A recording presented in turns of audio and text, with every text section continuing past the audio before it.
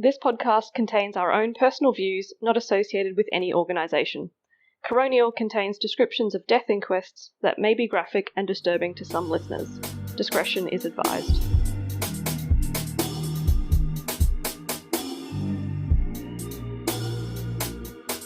Hello everybody, and welcome back to 2023 of Coronial. Welcome back, or welcome to.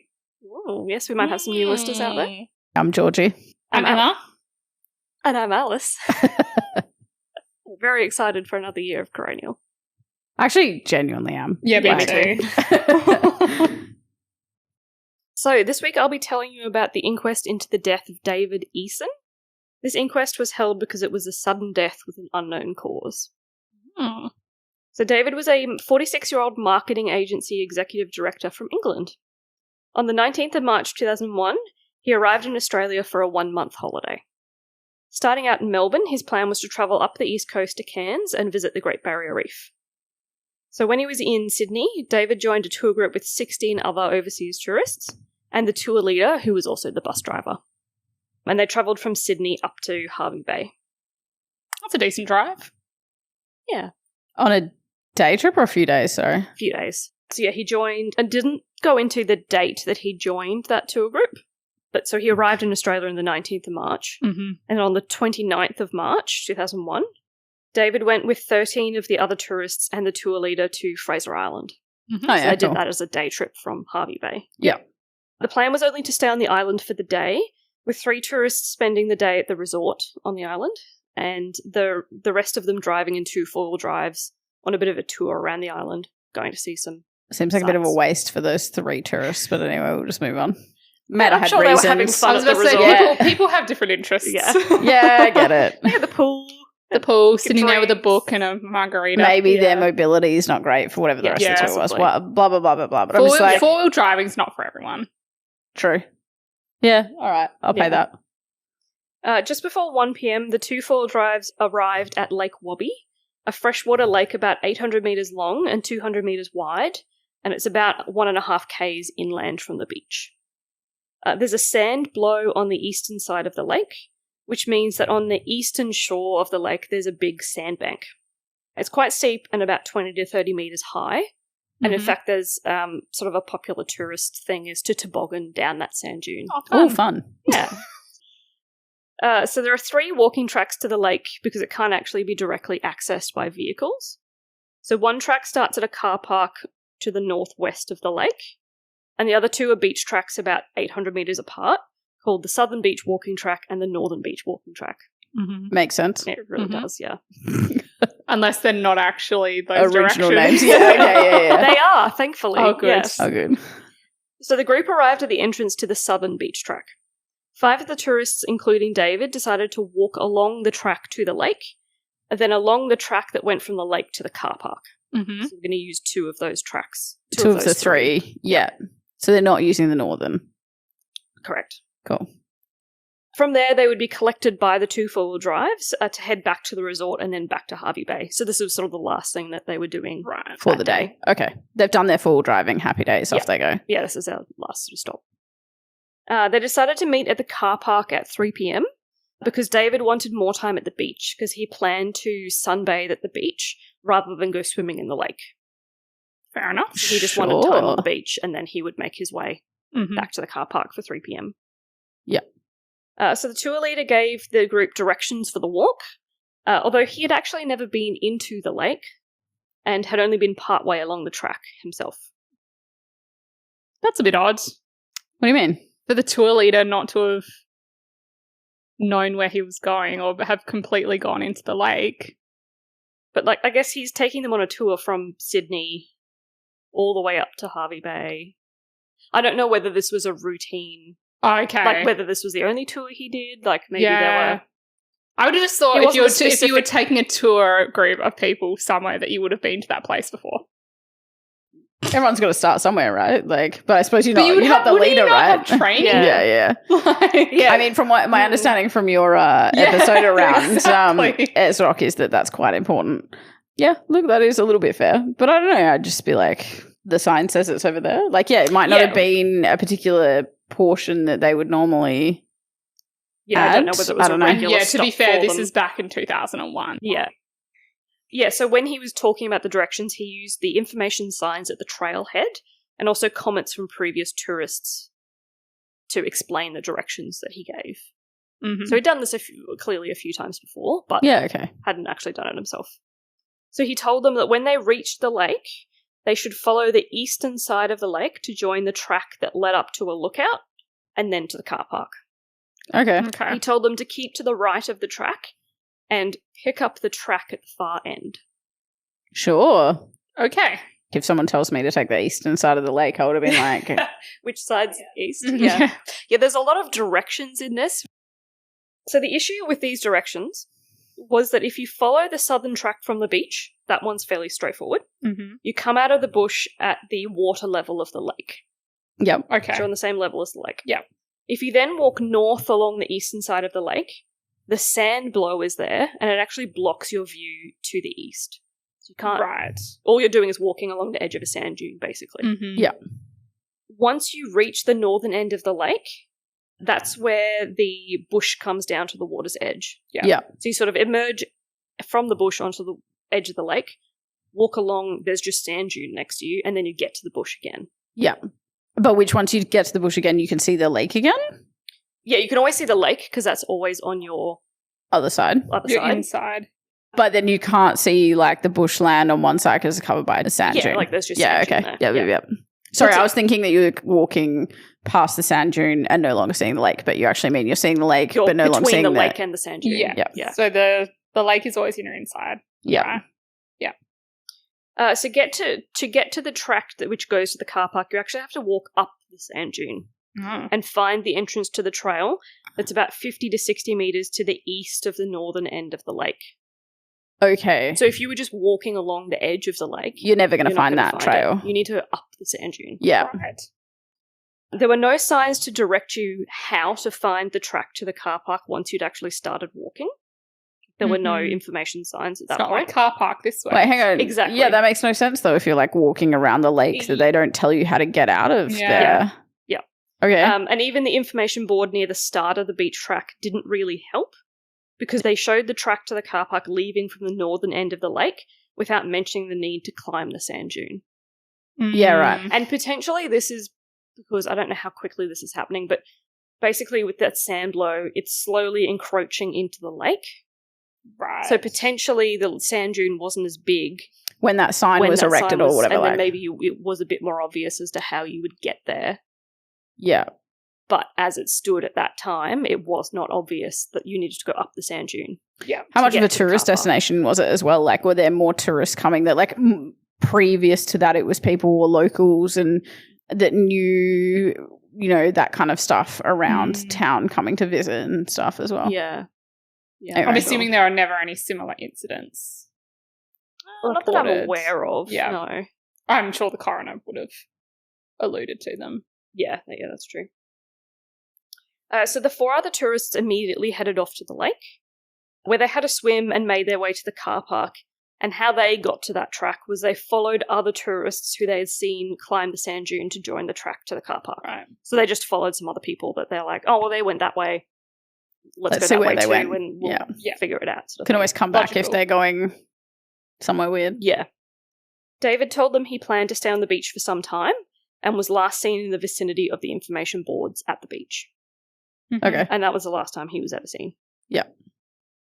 So when that's prior to walking the track to get to the lake in the first place. Yeah, so he was last seen where they had all been dropped off before they did any of the walks. Yeah. So when the 2 4-wheel drives arrived at the car park to pick up the 5 tourists, they realised that David was not with them. And the other 4 tourists hadn't seen him since they started walking to the lake. Yeah.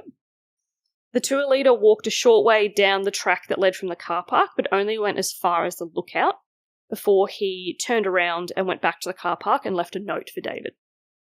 Oh, a note. Where? I assume at the car park. But I don't know where he would have on the left notice it board. Is there a notice board in a car park? Like, I think there was an information sign there as well as That's on the beach.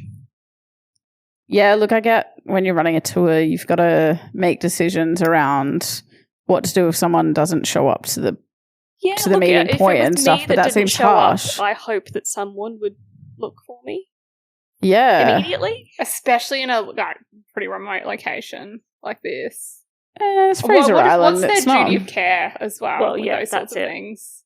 Oh, you've probably signed a waiver to say that they True, have very minimal, but like just general, like, I want to say human being decency. Like you'd think that you would look, but again, he's on a tight schedule.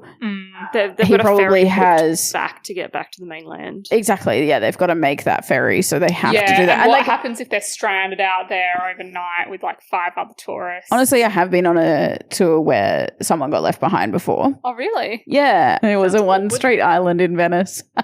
So how she got lost, I don't understand, because there was literally one street on this island, and we just had to meet back at the one end of the one street. But she ended up down some alleyways, like as in one street, like one main street, and the rest were like alleyways down to like local houses and stuff that were not touristy areas. So anyway, so we're meeting back here because the boat leaves 15 minutes after that. So you've got a 15-minute window, and by that time she hadn't showed up. And so we had to go. Like there was no way that we couldn't not go, because otherwise we were never going to make it off of that island for the day. Yeah. I was younger, so I don't remember entirely what the I tour was going to leader say, did. what happened to her? She caught up with us like a day and a half later. She worked That herself sounds out. very stressful for her. Yeah, and it was kind of that weird moment of like, is she coming back? Like, what's going to happen? Are we just leaving her? Yeah. Yeah. But we just went.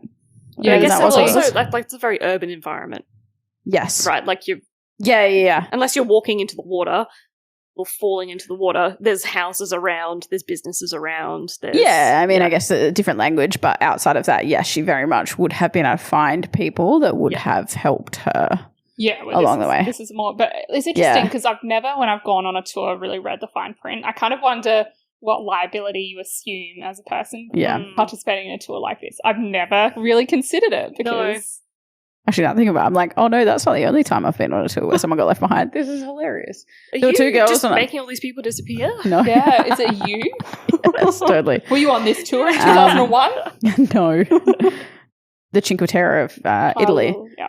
We were meant to catch a train at blah time to get to the next town, and the girls that were with our tour just never showed up. He's like, I'm going to presume that they wanted to stay in this town longer and that they'll figure it out, and we're done. I'm sure that happens. Yeah, that one As I'm well. like, I'm pretty sure that they've decided they like this. Or they've met a couple of nice Italian men. But Especially when you've got a couple of people. yeah, There is they were assumption traveling it's a bit together. safer. Yeah. But it was like we're going to visit 4 of the 5 towns in a day, and we've got to the second one and they've not made it to the third train.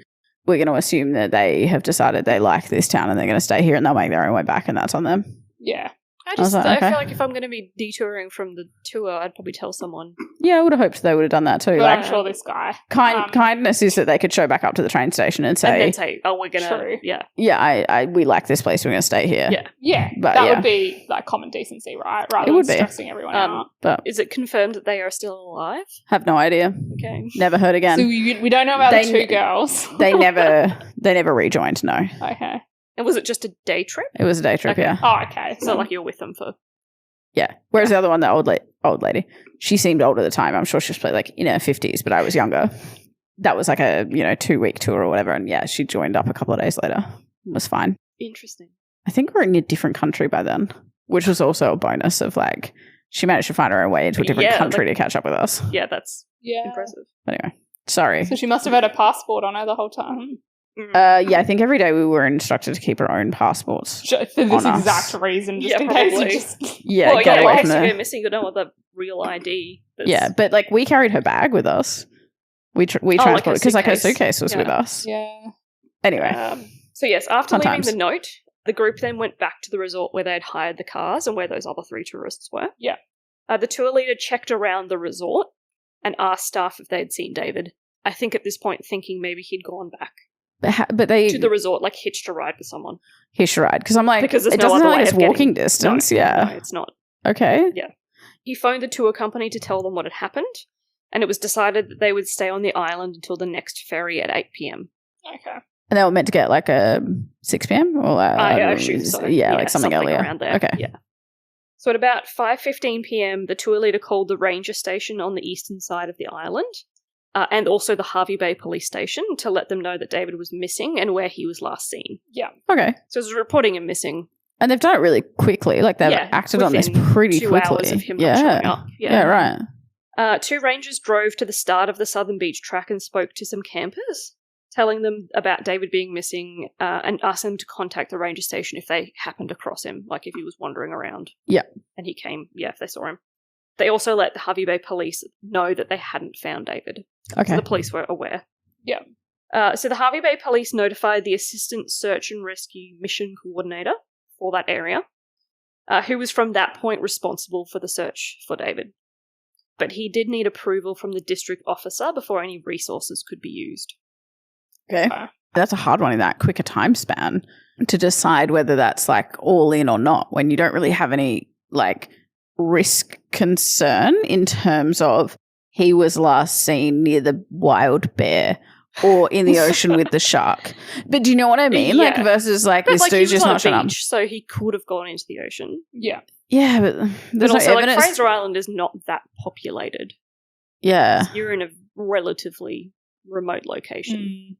And I suppose they were expecting him to show back up on the tour. He didn't have any evidence to say that he wasn't coming back. Exactly. Okay, yeah, sure. It always seemed like he intended to rejoin. So on the evening of the same day David disappeared, the assistant coordinator spoke by phone to one of the rangers who had gone to look for him, and he also talked to the tour leader. He calculated a search area and organised for a helicopter to be ready to search at first light the next day.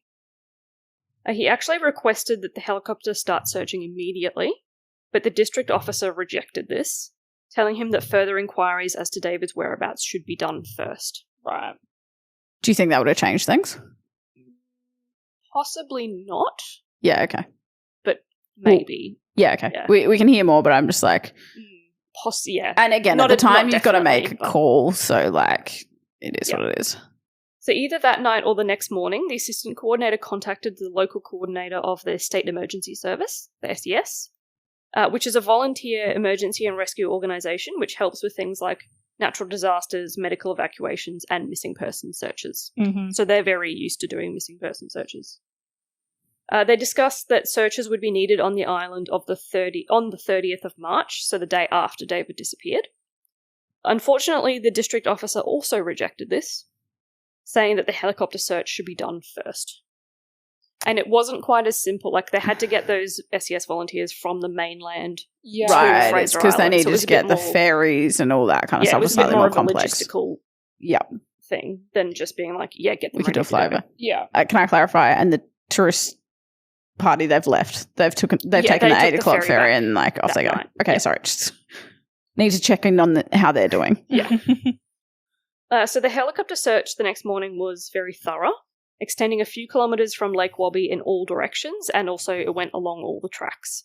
Like, obviously, it's not people on the ground, but they got as low as they could and sort of angled themselves in a way that they tried to be able to see. I still think it's not under the shrubs and things. Yeah, but I still think it's not as thorough. Like, it was relatively. My understanding is Fraser Island. Fraser Island is relatively densely populated with shrubbery, bushland, etc. Have you been to Fraser Island? I haven't. Right. Okay. Like, there's a lot of beautiful scenery, but it's kind of beautiful scenery below a canopy of trees. Okay. So there's lots of clear rivers that are like, it's not out in the open. Yeah. So I just like don't think that even there'd be that many trails that would be completely cleared that you could get a view down on. Yeah, especially if it's just a walking trail, it's not going to be particularly wide. Yeah. But it's also like, how do you do a foot search?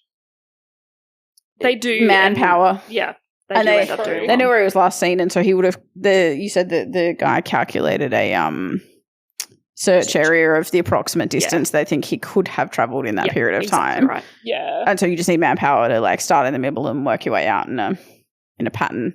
That's true, but like, that is very expensive. It's expensive, but I guess and it's time consuming to get that much manpower together when time is of the essence. Lifting a helicopter off the ground, I imagine, is not that cheap.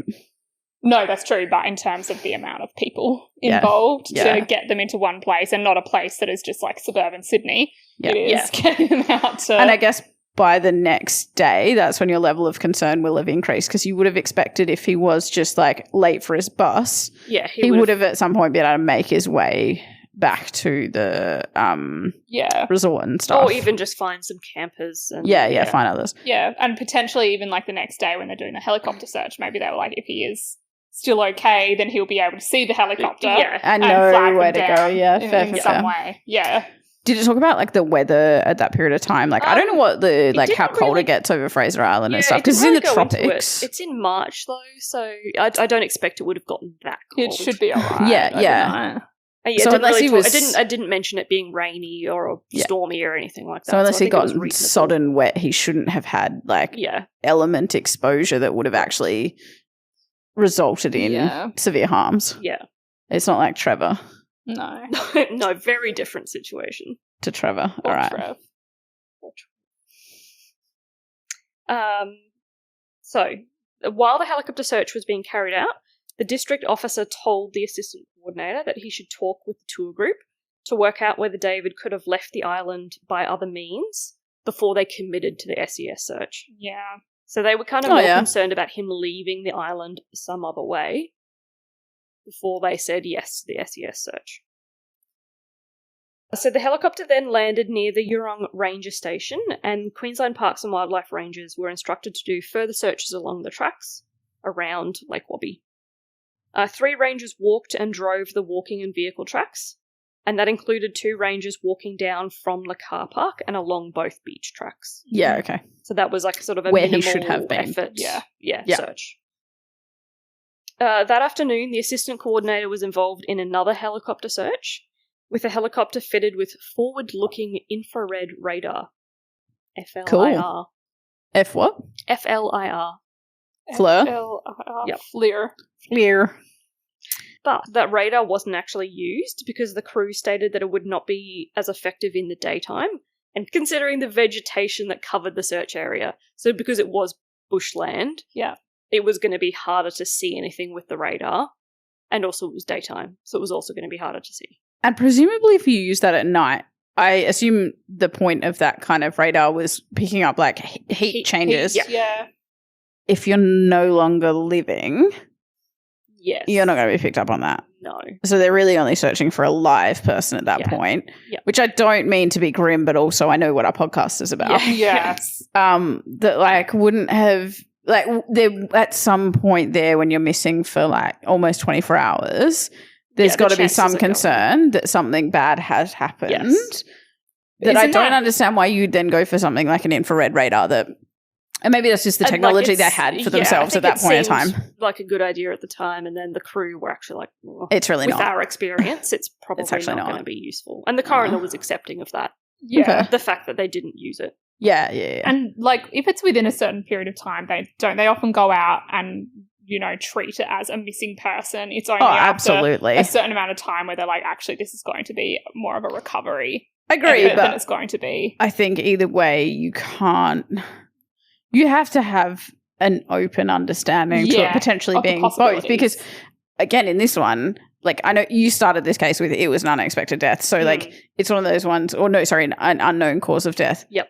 Like, this is someone who's on a tour group that they expected to show up, that whilst it's not super well populated, there are people on Fraser Island that if he just got himself lost, possibly should have been found in that period of time. Yeah. So realistically, there's concern that something happened that may mean that he's injured, hurt, or dead. Yeah, that's true. Like, I don't know. I'm being the pessimist and obviously have hindsight that makes it easier. But, yeah, I don't know. I think that you can't pretend like there's not an element of concern there. Yeah. Oh, there should be. I don't know sort of the geography of Fraser Island enough to sort of definitely be like, oh, he should have found his way back if there was nothing wrong in that amount of time. True, I guess it is all bushland, so I guess you could get yourself lost into density, but... walk the completely wrong direction. This is coming from someone who is extremely geographically challenged. I can get myself lost very easily. I can get myself lost on a one-way street, so yeah. Well, exactly right. So I'm not, hedging my bets if I was that person lost in like a lake in the middle of bushland that I would necessarily be able to find my way out. That is fair. Especially at night time. I'd have been like, stuff this. It's dark. There are dingoes around, right? I would have been like bunkering down. So the district officer again told the assistant coordinator that the SES search shouldn't go ahead because of speculation that David had left the island by himself because he didn't want to continue with the tour group. And this sort of speculation was based on comments from the tour leader and letters that they found in David's hotel room, which sort of showed that he wasn't completely satisfied with the tour. So do we know anything about David's history? So obviously he was travelling alone. He was travelling alone, and that's all we know. And how old is he? 46. So we just don't know anything about like his home. So we know he's from England. He's from England. He was a marketing agency director. Common decency says that you tell someone, they're like, hey, I'm out. Oh, yeah, of course. Like, and if you're dissatisfied that you bring that up and you just say, hey, I'm not really enjoying this, I'm going to leave. Yes. And it would be odd to leave at that point. That's not the point tour. you would leave. Yeah, like you leave when in you the get middle of an back to Harvey island. Bay. Yeah, exactly. You finish the day trip and then you part ways. And like, how many ways are there to leave Fraser Island? On a ferry. It's a ferry. That's the only single ferry that goes forward and backwards across the day and then stops overnight. So he's not going to try and swim or anything. No, you would hope not. But like, I guess like you're out, he ends up on the beach, he meets some cool people and he's like, I'll just come for a lift with you. Yeah. That's the only way he would time I can think that's going to happen. But that doesn't seem like an impulsive decision a 46-year-old's going to make. No. Yeah. You know, like, no. But and he didn't have any, belongings with him as such. You know what I mean? Like, yeah, they're going true. out for They're a on the day trip. tour group. Like, all of his stuff is in his yeah, so why room. would he abandon all of his possessions? Yeah. So the next morning of the 31st of March, the rangers conducted more searches of the tracks closer to the western side of the island that led to the resort.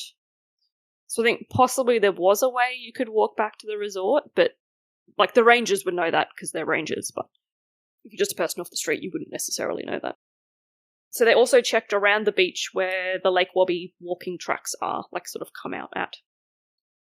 David's brother-in-law spoke to the assistant coordinator that day and advised him that David was responsible and wouldn't walk off from the tour group without telling them that he was leaving, and he also wouldn't voluntarily enter the surf. The evidence from his family was that he was not the sort of person who would just walk off and not tell anybody. Yeah. Okay. And he also wouldn't just go, I'm going to go for a swim in the ocean. Yeah. By myself. Okay. So on the 1st of April, the tour group was spoken to in detail for the first time. That seems a lot of days. Yes. Anyway. Yeah. So that's, 3 days afterwards? I would have thought that would have been like the next day. Immediately? But I guess they're on a tour. Yeah. Someone probably was like, no, we're busy. We're doing stuff. Like, I've paid for my 5-night tour. Yep. Anyway. The problem was that their statements didn't include details of what directions they had been given for how to get from the beach to the lake and then to the car park.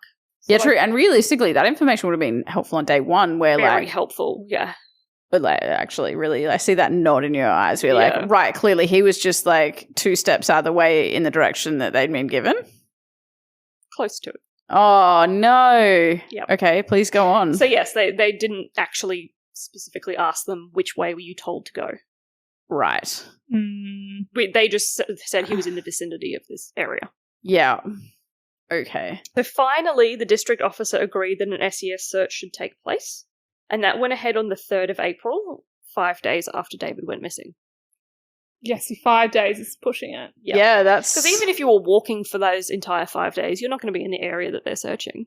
And how can you survive for 5 days by yourself without food or water? But also, like, there's just so much there of this still being convinced, like, he might have made his own way or whatever by 5 days later. And he's not shown up, communicated, popped up anywhere. Like, no record of him whatsoever. Tried to get his own bag back, that kind of stuff.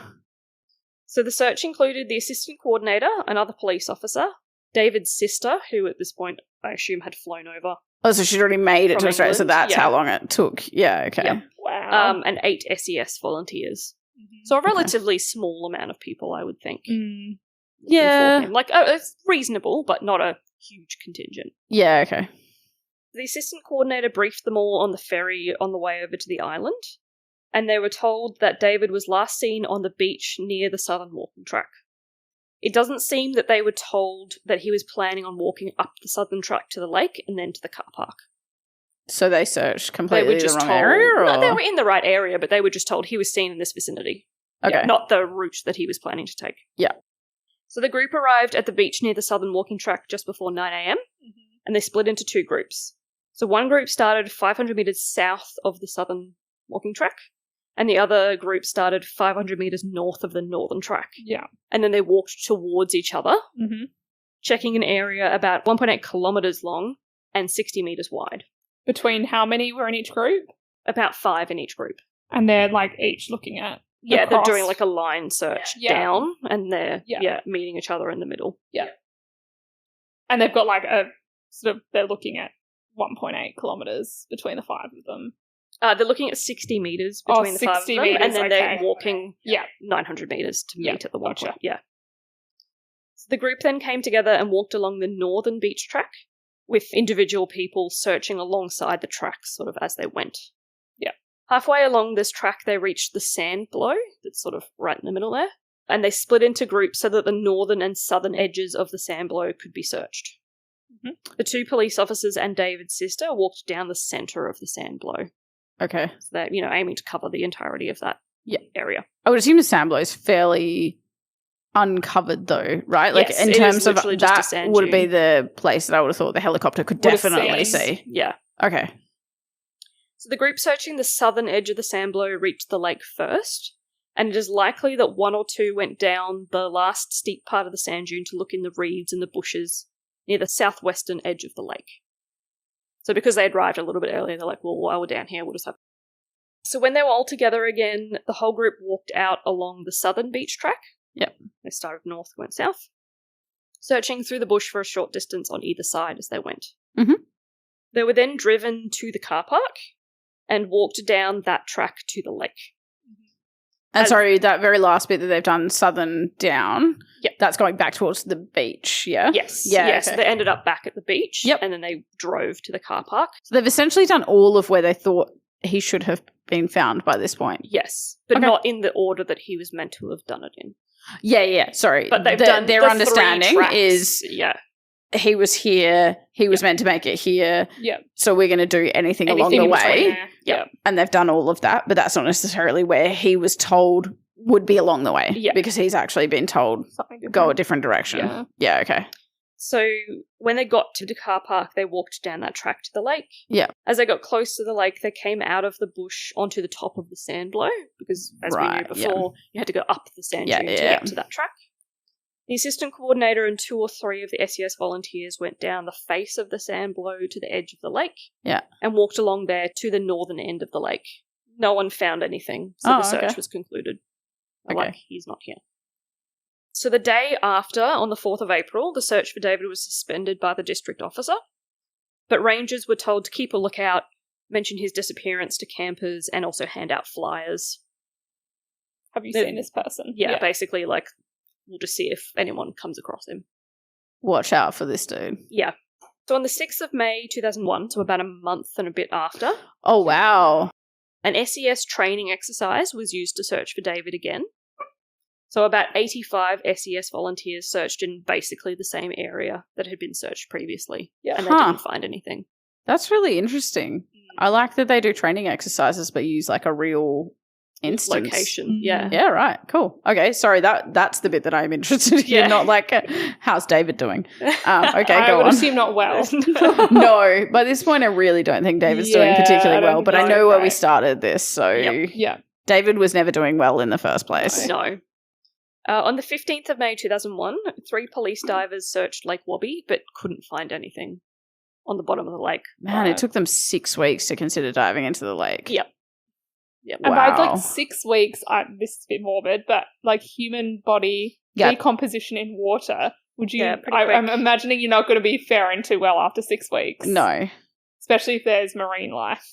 Yeah, I don't even think he's going to be faring too well if he's found on land. But anyway, let's go on. But I would think water would be worse. Yeah. So from then on, no active searching was conducted. Rangers continued to mention the disappearance to tourists. There was some ongoing media coverage, some flyers were posted on the island, and pawnbrokers and secondhand dealers were checked to see whether any of his belongings had been sold to them. But that would only be the belongings he had on him at the time, yes. Which, like, surely if you've gone to the beach for a day on Fraser could have Island, jewelry or something. But yeah, probably pretty minimal. Yeah, but that was just basic. No, that seems seems what they were doing. Yeah, very fair. Yep. So On the 14th of April 2003... Oh my gosh. 2 years later. 2 years after David disappeared, another English tourist was camping on Fraser Island. It's always the English on these things. I was going to say, you have a real knack for the overseas tourists as well, right? Yes, I do, don't I? You really do enjoy it. Yeah. Anyway. She left her campsite and walked along the beach to the southern beach track. And just casually found some bones. Soon. Intending to walk along it to the lake and then up to the car park, which was the same route that David took. Oh, was yeah. supposed to have taken. Yeah. She used a map of the island from the Queensland Parks and Wildlife Service to navigate the tracks. Which we all know is not particularly accurate. Well, she had an actual map, but yeah, I don't think it was particularly helpful. 2003. And she was also like They've updated it by then. Well, you'd hope so. She was an experienced bushwalker, and so she had a bit more experience in this sort of thing. Yep. So she followed the southern beach track to the lake with no problems. When she got to the lake, she knew that there should be a track at the northern end of the lake that went to the car park. Mm-hmm. So she walked north along the eastern edge of the lake, like on the lake's edge. Yep. The sandblow only extends past the northern edge of the lake for a short distance, so it's basically just the length of the lake. Yep. There's bushland all the way around the lake except for the eastern edge where the sandblow is. Yep. So where this bushland meets the sandblow on the northern side, there is a faint track going into the bush in a northwesterly direction. And that's just that track where everyone gets lost every time they try to find the car park. Mm-hmm. Okay, go on. So the tourist followed this track for about 10 to 20 metres before working out that, hang on, this isn't the right way. Yeah, I shouldn't be going this way. So she turned around to go back the way she came, and she found a skull. Oh dear. Worst nightmare ever. Yep. Human skull. Yep. And that tourist has never slept again. Yeah, pretty much. So she then went through the bush to the car park track, found the lookout, and she found a resort ranger, and she told him about the human remains that she'd found. Yep. The ranger then went with her back to where she'd found it, just so that they weren't going to lose where it was. Yeah. And then took her to the police station so that she could report what she'd found. The police secured the scene and arranged for it to be searched and photographed. Worst so they secured the scene pretty quickly. Ever. Yes. Not a fun time for her. Mm-mm. So there were numerous bones and personal items, which matched items David had had with him when he disappeared. Yeah. Including the colour and brand of his sandals and a matching serial number on the camera. Yeah, okay. So the bones were at the bottom of a steep slope near the base of a tree and scattered over about 6 metres. Yeah. Scattered down the slope were personal items that might be dropped by a person stumbling or falling. Mm-hmm. So there was a CD, a tobacco tin, sunglasses, and a camera lens and camera case. Could you say it was stumbling, or could there just be a risk that animal movement had... Yeah. Well, it was sort of down as you went down the slope, so you would think animal movement would not have been that. Yeah, because then at least not in that direction. They're not going to go walking up a steep slope with his stuff and dropping it on the way up. Yeah, and closer to the bones were personal items which you would expect to be attached to the person. Right. So sandals, togs, or bathers, if you're not a Queenslander. A pair of shorts, a watch, and a camera. Yeah. Some of the items had been damaged by fire, but none of the bones or the items closest to them were burned. Okay, so he wasn't alive. Yeah. Correct. The skeletal remains were taken to Brisbane, where a forensic pathologist determined that the bones were from one person who was likely to be a middle-aged male. The cause of death couldn't be determined due to the level of decomposition. It had been 2 years. But there were no signs of any recent injuries before death. So there wasn't a broken bones. leg. Yeah, exactly. Yeah. No skull fractures, nothing like that. Yeah. Some of the bones had been gnawed on by dogs or dingoes post-mortem. Yeah. That's not unexpected at this point. No. A forensic odontologist compared the teeth in the skull to dental x-rays taken by David's dentist in England, and they determined that the remains were David. Yeah. Which I'm sure they were expecting, considering the personal items. But also, how many people have gone missing on Fraser Island in that period of time, or that area? Yeah. So the coroner looked into the ways David may have died and concluded that he followed the directions provided by the tour leader and ended up on that track on the northern edge of the lake, and while there, became incapable of moving the short distance back to the lake or calling for help. Yeah. If he did not die immediately, it is likely that he was so incapacitated that he would have only survived a short time. Okay. Oh, sorry, can hope. Because that would be terrifying, not being able to do anything, not being lying there by yourself, no one around, middle of the night. So do we think that he became injured Or was heat affected? I don't know, it's March. It wasn't that hot. So there's no evidence as to what caused his death, but the coroner sort of mentioned the possibilities of heart disease. Yeah. Snakes or spiders. Yeah, fair. Basically That's something not, that something rendered happened. him incapacitated pretty quickly. Yeah. And he wasn't either unconscious or dead pretty quickly. Yeah. Yeah, because it's not like he could have been, like, when they were doing all those searches, like, if he were able to have called out and those kinds of things, they were presumably somewhat close to where he was. Yeah, they would have probably gone over him, yeah. Yeah. There could have been some noise made if he was there and alive. Yeah, okay. So, the main issue addressed in this inquest was whether the search for David was adequate and how they could have missed finding him, considering they searched the area. Yeah, it was pretty close by, right? Yeah. So the evidence in the inquest as to whether the area where David's remains were found was searched was inconsistent and confusing. Yeah, right. Well, I mean, when was the inquest actually held at the time after David was found? So it took 2 years to find David, and then they would have done the inquest however many years later. So, timing can be hard.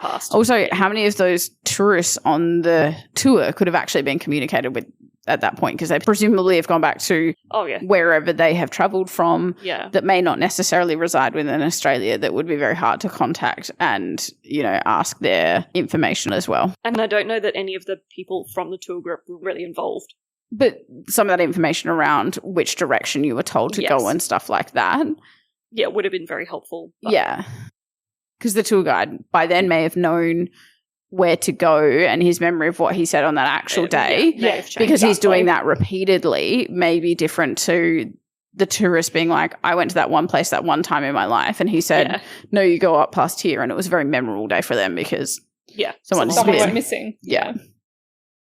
So in a statement dated the 16th of January 2002, the assistant coordinator stated that there was a search of the immediate lake area that included circumnavigation of Lake Wabby. In a statement made after David's remains were found, the assistant coordinator stated that he was with a group of 5 SES volunteers when they searched that specific area that David was found. He remembered standing at the northern corner of Lake Wabby, watching the searchers walk off in that direction where the remains were later found. They searched that area in a creeping line forward search, so were side by side about 8 metres apart. And at the inquest, the assistant coordinator reiterated that information. Yeah. He's saying, we definitely searched that area and we definitely didn't find him. I mean, if they did find him, they would have found him. Yes. Someone would have alerted to the fact that there was a body there. And they think that there's no possibility that he could have been anywhere else. And that I feel there like could have been movement. But with his remains being so close together. And with all of his stuff. I was just like, well, what if he died somewhere and a dingo dragged the rest of his remains or something like that? I just feel like that's... But the rest of his bag and clothing and personal items, so it seems unlikely. Would have fallen off pretty quickly. Exactly. No, I was just like, looking into the alternate options. Doesn't seem like he could have been anywhere else in that period of time. No. So one of the SES volunteers involved in that search on the 3rd of April 2001 has given 4 inconsistent accounts of the search. Excellent. A statement was taken from this volunteer by the assistant coordinator after the remains were found. It stated that after searching the strip parallel to the beach, which they did to start with, the group walked along the northern beach track and searched every side of the sand blow. They then went back to the beach via the southern beach track before driving to the car park, where they then searched along that track down to the lake. When they got to the lake, he and 2 other SES volunteers and the assistant coordinator went to the northeastern corner of the lake, where the sandblow meets the bush, and walked along the western side of the lake. So that was sort of the first account. At the inquest, he said that he and 1 other SES volunteer and the assistant coordinator walked into the bush at the northeastern corner of the lake, but it was dense bushland, so they only went about 20 to 30 metres in before coming back. He said that it would have been difficult to search there, and the assistant coordinator didn't seem insistent that the area be searched, because he and the SES volunteers agreed that it was unlikely the person they were looking for would have gone into that area. Okay. Another account was given to the state coordinator for search and rescue within Queensland Police when a review was done of the search in May 2003, so after the remains were found. During that interview, the state coordinator read the statement taken by the assistant coordinator and asked further questions of this SES volunteer.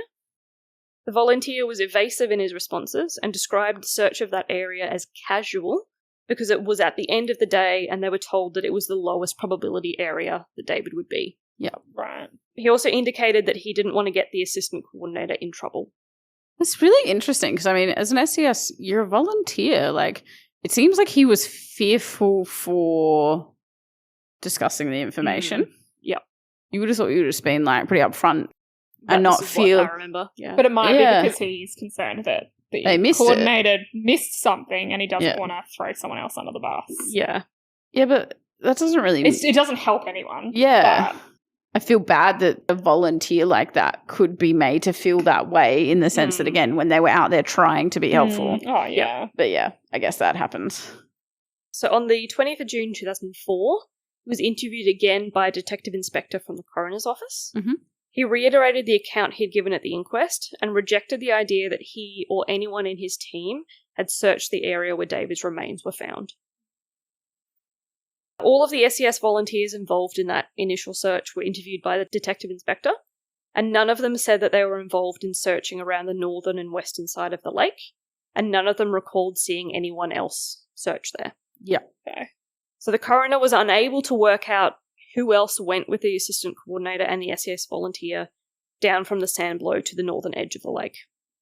Just couldn't figure it out based on what the information that everyone else was giving. Yeah. So the coroner was obviously critical of the search for David.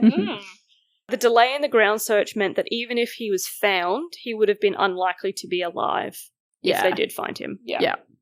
The coroner did not accept that the SES should not have been called in at the first opportunity on the morning of March 30th. The decision made by the district officer to overrule the assistant coordinator or their plan was incorrect. Yeah. There was also an unnecessary delay in interviewing the other tourists in the tour group, and if the information from their interviews was going to be used as a justification for not doing the ground search immediately, they should have been interviewed first thing. Earlier. Yeah. Obviously. If the reason they weren't going to do the ground search is because they thought he might have just gone off the island by himself, they should have interviewed them straight away. Yeah. The quality of these interviews when they did eventually happen was also criticised because none of them were asked about what they were told in terms of the route they would take to and from the lake. Critical piece of information. Yep. During the inquest, police officers suggested that the searchers had no way of knowing where David might have gone, and that all directions from the point of last sighting had equal probabilities. Which they... Well, yes and no. I mean, the ocean seemed lower, right? Yeah, like to me it makes sense that you would follow the route that he was told to take. That makes sense to me too. Which is how the other tourist found him. Yeah. Is that she was following the same route he took and made the same mistake that he did. Yeah. Which then, I guess, it comes into, well, if the SES volunteers and the rangers, they know the tracks, so they're going to know which way to go. But you almost need someone who doesn't know the area to search and figure, like, see where do you go? Yeah. And when you're given these directions, where do you go? Yeah. And let's look there. The inquest also found that what the searchers were told was inadequate because they were told they were looking for a person who had gone missing in the vicinity of Lake Wabby. Right. So they weren't directed to any specific area. It was just like, he's gone missing somewhere around here. Yeah. This was the assistant coordinator's first land search. Okay. And he didn't have much support from his superiors. I got that sense. Yeah. Being told no often, didn't have much support. The SES volunteers were told where to search, rather than given all of the relevant information and allowed to use their experience and knowledge to help the search plan. Yeah, okay. Because they obviously have a lot of experience with searching for missing people. Yeah. But that wasn't used to figure out where they should search. They were just told, go here, look here. Yeah. So they did. The coroner found that the assistant coordinator's evidence about the area being searched was not reliable, as he was the only one to state that the area where David was found was actually searched. The coroner was also concerned about the failure to use trained search dogs, of which there was one unit available when David went missing. Okay. I which didn't even could think have, of that. could have found him because trained search dog. Yep. So only 4 scenarios were considered by the police when looking into this case initially. Murder, absconding, drowning, and suicide. And they eliminated those in turn rather than considering a more focused response. Early on, it was assumed that David had left the island or had drowned. So by failing to consider the possibility that David was lost or injured in the bush, the police didn't search quickly or thoroughly enough. I also like that murder was like their top one. Yeah. The coroner even made some comment about, murder's not likely because, what was there, someone lurking in the bush just waiting for him to come past the wrong route one of to on kill his him? own? Yeah, I know. And then I'm just like, leave him there and not steal anything from him? Yeah, like what would the motive be? Yeah, exactly. There's a random Someone tourist. else on his tour had a real beef with him. And therefore just why would they casually, steal while you're in a anything? different country, decided to just off him. Yeah. Yeah, that's... Not where I would have immediately No. gone with this, but okay. No. So as a result of the review of the search conducted by the State Coordinator for Search and Rescue mentioned before, steps have been taken to address some of these shortcomings identified by that review. But the inquest didn't go into any detail about what those shortcomings were or What's how happened? they addressed them. Yep. The coroner had 2 recommendations in this inquest. The first was that QPS State Search and Rescue Coordinator look into further changes to QPS policies, in particular the way searches are planned and recorded. Because there was a real issue with the recording of the search that it wasn't really...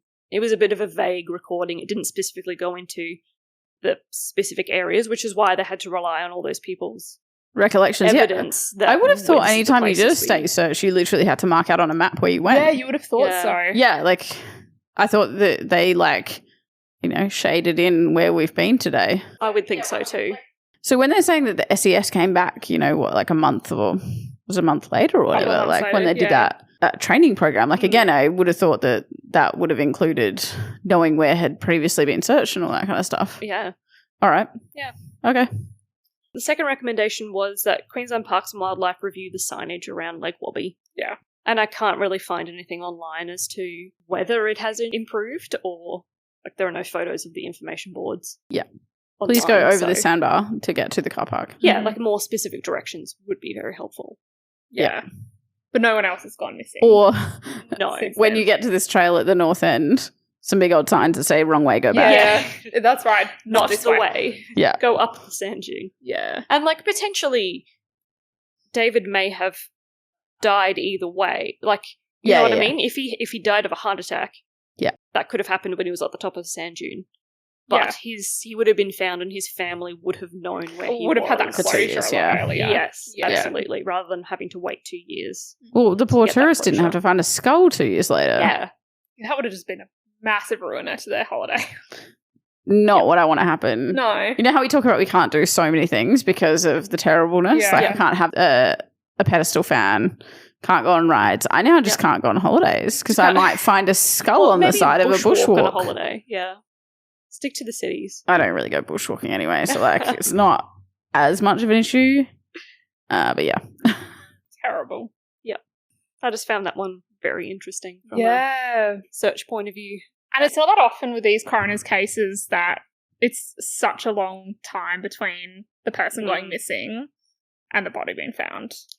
Often it's if they just don't find a body. Yeah, that's right. And it's the coroner's report Yeah. is missing, presumed dead. Yeah. Yeah, and that's the we're going to definitively call it and say that they are most likely deceased. For 30 years. Yeah, right. And so no inquest was held before this in terms of his presumed death or anything like that. Yeah. No, I guess it's probably too short amount of time because you do look at those coroner's reports and they are people who went missing in the 60s. Yeah. Some of them are sooner, Some of them but not 2 years. Yeah. Yeah, true. Because it takes longer than 2 years. Well, you say that, but Melissa Caddick's only been missing since 2020 and her death inquest has already occurred. That's true. But that's very extraordinary. Yeah, I was going to say there's a lot more going on with that. But not finding him as well is just And not finding any of his belongings either. Yeah. Very interesting that they were right there. Yeah. They must have been within meters. Yeah. And it's obviously not an inaccessible area because someone managed to access it to find him. Yeah, and they did. There but was not a little for 2 bit of years. talking about because there was a fire there. Had been a fire in that intervening period. Did that clear away some of the underbrush? So it was a bit easier to see things potentially. Maybe. Yeah. But his body would have been on top of the underbrush. Yeah. If you'd fallen down a hill, you're not going to land underneath. super concealed necessarily. True. But then there would have been a period of time where you would have been potentially if things occurred, overgrowth and so that it would need the fire to then like reveal things again, that kind of stuff. But like his bones weren't burnt. I was just about to ask the that. fire His hadn't bones. gone over. No. Yeah. There was only the stuff that was a little bit further away that had been a little bit burnt.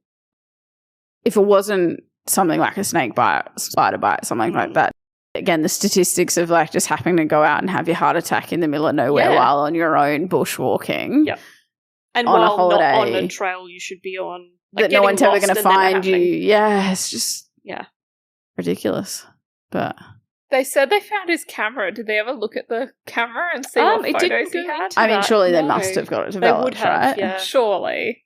But yeah. But I'm guessing. But it there was clearly probably wasn't relevant. relevance. Like, I don't know what 2 years in the bush does to Camera film. It would have been filmed surely in 2001. So yeah, maybe it wasn't. But I'm pretty sure film can last inside those like canisters and stuff for like years and years and years. But I don't know about if the camera had been damaged, the film had fallen out, all that kind of stuff. Like maybe there wasn't any evidence on the camera. Yeah, they didn't go into that, but that would be super interesting. Yeah. See, like, what was the last photo He took. So don't go bushwalking alone. Or if you do, make sure that people know where you are, when you're meant to return, all that Well, sort of but thing. even then, like they thought they knew where he was. True. Make sure your tour guide gives you appropriate directions. Don't have a heart attack or get bitten by a snake alone in a forest. Everywhere. Yeah. Anywhere. Anywhere. Well, I guess in the city you're A higher chance depending on of, who's around, but yeah. I mean, yeah, the lessons around this one are genuinely about if someone's gone missing, those searches need to be more thorough. Yeah, and presume them to be injured, not just left. Yeah. It must be such a hard balance for them. Because, like, what if he was just off with some mates that he found and made new friends with? Like, can you imagine how much that would not go down well? It wouldn't, but it's better than the alternative. Yeah, just leaving him for 2 years in the forest. So they probably feel worse because of that. Yeah, probably. Well, thank you very much. Thanks for listening. Thanks very much. We'll see you next time. I look forward to another good story next fortnight. Bye. Bye.